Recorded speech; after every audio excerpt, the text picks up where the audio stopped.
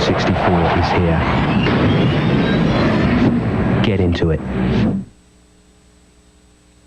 Nintendo was dominating the market, starting with the NES and then on with the Super Nintendo, where they knew in order to compete they needed to go big or go home.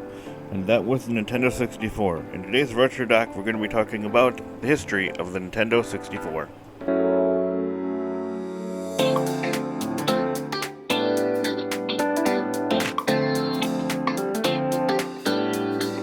The idea all started when Silicon Graphics Incorporated wanted to branch out into a higher realm of consumer products, which included the video game market. So they went on to create a CPU that was going to be based on their MIPS R4000 CPU. But this time it was going to require less resources with a targeted price of $40 instead of $80 to $200. So SGI created a proposal for a new video game system and a partner with a company already established in the market. So Jim Clark, founder of SGI, first offered it to Sega, and if they didn't want it, their next choice was Nintendo. The details of what went down was controversial, with Sega being impressed with it at first, but then noticing a few flaws that SGI had then eventually worked out. But by then it was too late, since Sega turned it down. Nintendo had resisted at first, saying that the only reason SGI chose them was that they were a more appealing business partner. While Sega demanded to have exclusive rights to the chip, Nintendo was willing to license it on a non-exclusive basis. The initial console for Project Reality was developed and sold by SGI as their Onyx supercomputer, which at the time was sold at the whopping price range of $100,000 to $250,000, and was loaded with the Reality Engine 2 graphics card and 4 150 MHz R4400 CPUs. So the controller was going to be a modified SNES controller with an analog control stick and a Z trigger.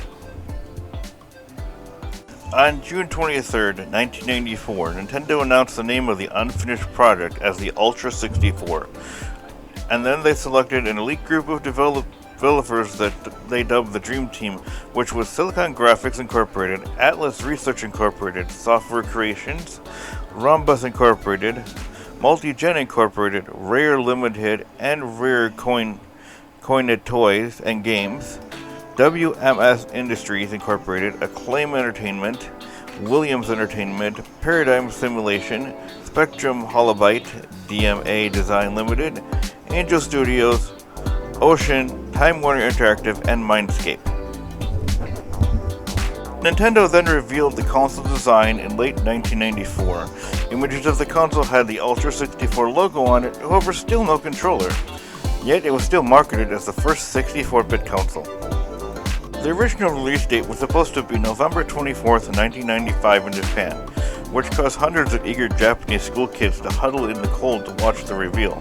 However, the console was originally supposed to be released by Christmas of 1995.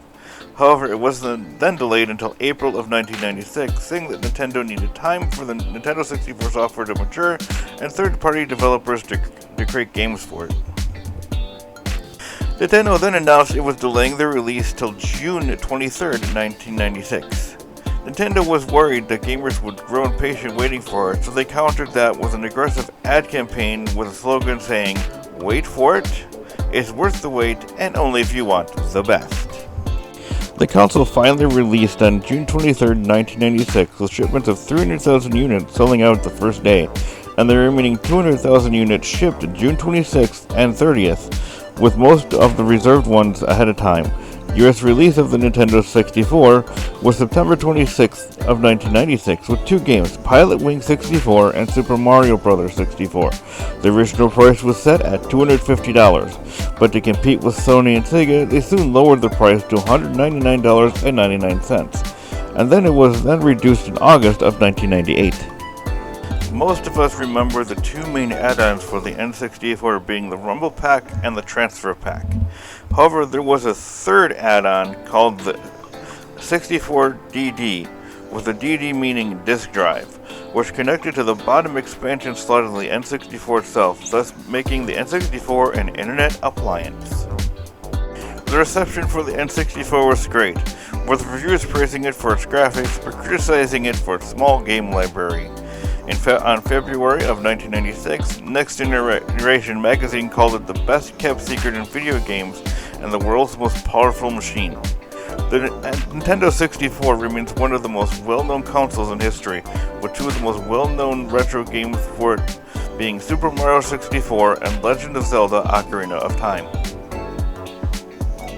So on to my final thoughts.